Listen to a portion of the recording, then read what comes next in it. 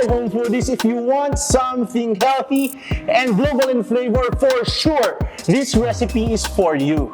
Ito ang Chicken Barbecue Mediterranean Pockets. Ang plus nito, gagawa tayo ng hummus at tzatziki. Sounds very foreign pero madali lang yan.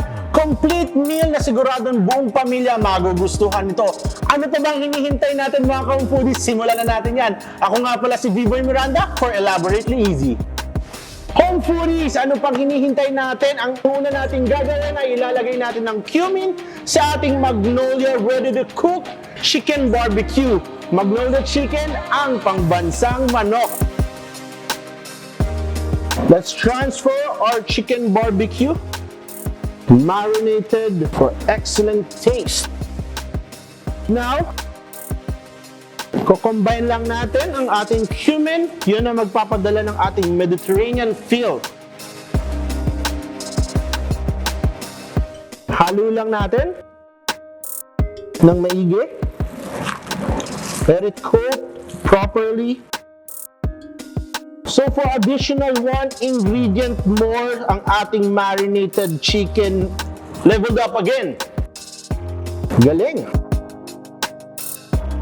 Ganun lang kasimple. Let's cover our bowl. Then, refrigerate natin for around 15 minutes at least. Refrigerate time.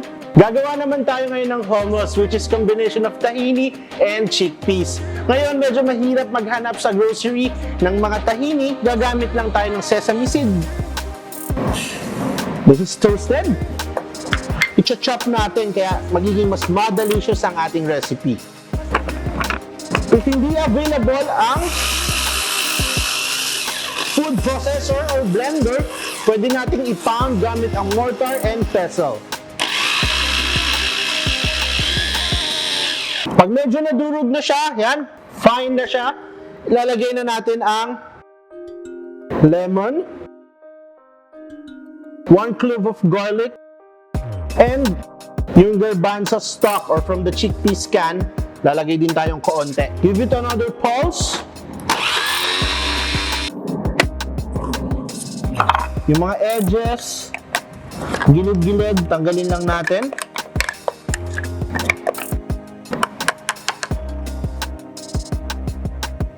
Another one.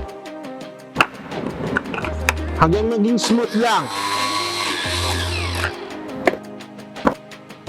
And now, i-add natin ang ating chickpeas or garbanzos. Season na rin natin with salt.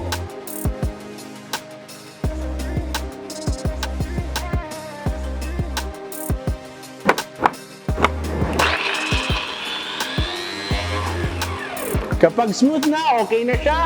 Ngayon, kung wala naman tayong machine or equipment like this, pwede natin manu-manuhin. Yun lang, hindi ganun ka-smooth. So it's better pa rin to use a food processor. Transfer lang natin.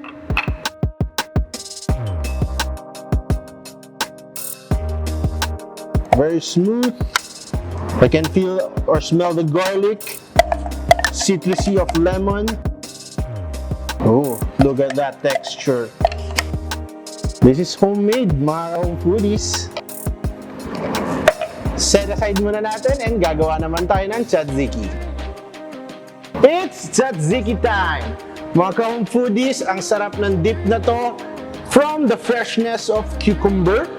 Ilagay lang natin yan sa isang bowl. Pagko-combine lang natin lahat ng ingredients like Greek yogurt,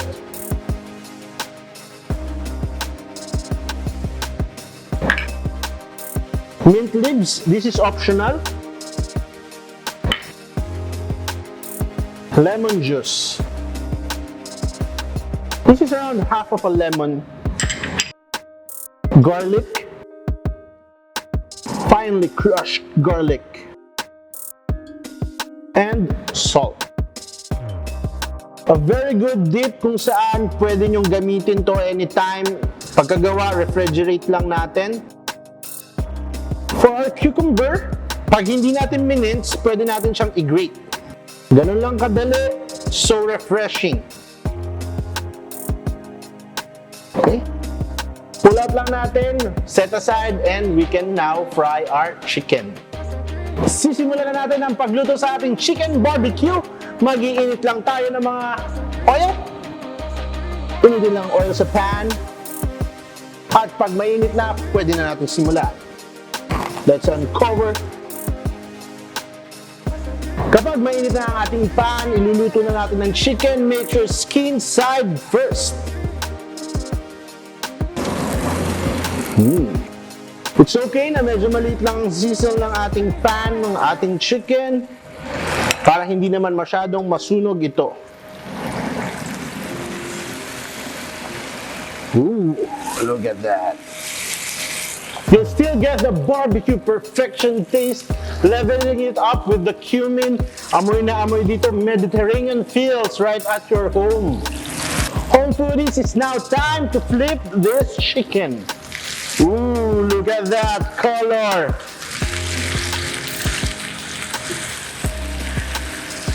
And yung smell. Amoy pa lang natitikman ko na eh. Grabe, sarap. Ang ating chicken barbecue ay luto na ngayon. Hanguin na natin siya. Okay. Ooh, perfect.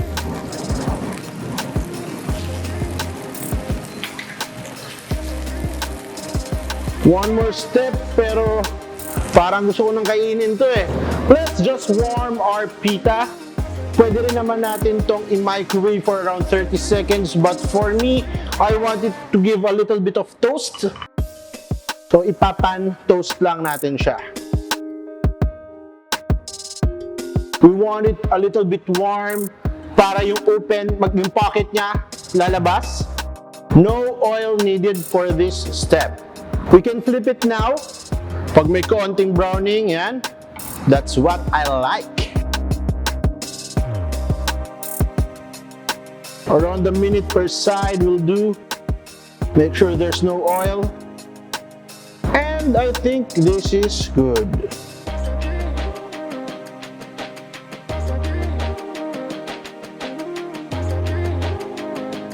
Four more.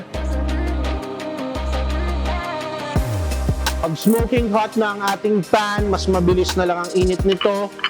Medyo risky kasi pwede masunog. So, hinaan mo lang din ng konti yung apoy. Ooh! Perfectly toasted. If hindi tayo makahanap ng pita pockets, we can use tortilla wrap. We can use even bread. Kung anong preferred mong starch, pwede rin namang rice. Pwede yan. Perfect pa rin sa partner sa ating chicken barbecue, tzatziki, at sa ating hummus. And that's about it. I think we are ready to plate now. Here we go! Ilagay lang natin sa board ang ating pita bread. Pati na rin ang ating chicken. So, lagay ko muna ito.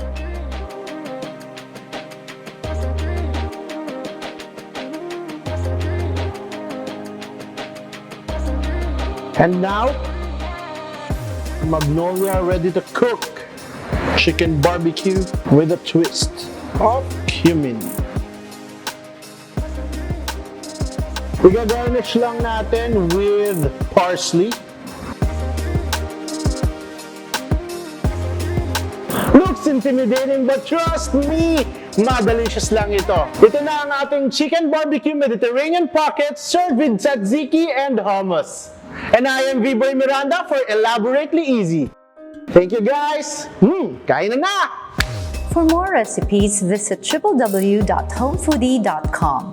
You can also like our Facebook, that's Home Foodie, and follow us on Instagram at HomeFoodiePH. Don't forget to like and subscribe to our YouTube channel and click the bell icon to get notified for new uploads. Dahil dito sa Home Foodie, walang imposible. Lahat kayang gawing madelicious.